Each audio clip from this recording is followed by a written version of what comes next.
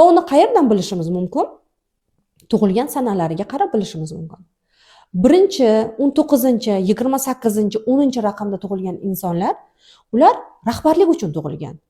Qayerda mana shunaqa raqamda insonlar bo'lsa, ularning xatti-harakatlaridan qarayman, haqiqatan ham ularda rahbarlik kuchli. Prezidentlar, hokimlar, rahbarlar hammasi 1-raqamda tug'ilgan insonlar. Ko'pi, hammasi bo'lmasa ham 90% insonlar 1-raqamda tug'ilgan insonlar bo'lib chiqadi. 2-raqamda tug'ilgan insonlar bular analiz qiladigan insonlar. Rahbarlarning atrofida agar ko'rib chiqsangiz, ko'proq 2-raqamli insonlar bo'ladi. Ya'ni ular analizni kuchli qiladi. Bankrot bo'lgan kompaniyalarni oyoqqa turg'izish ularda kuchli bo'lgani uchun ular ana shu rahbarlarning atrofida bo'ladi. 3lar g'amxo'rlik uchun va ular ham analiz uchun tug'ilgan bo'ladi. 4lar bular yaratuvchi hisoblanadi. Ya'ni ular bu dunyoda arxitektor, dizayner, diktorlar, ya'ni yaratuvchilar. Lenin ham 4-raqamda tug'ilgan bo'lib, u birinchi bo'lib Iskra degan jurnalni yaratgan.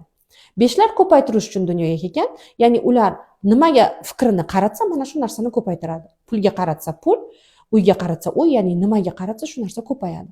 6lar sevgi insonlari, ya'ni ular bu dunyoda sevgi uchun yaralgan. Hamma joyda qulaylik, hamma joyda sevgi bo'lishi kerak, ular bor joyda.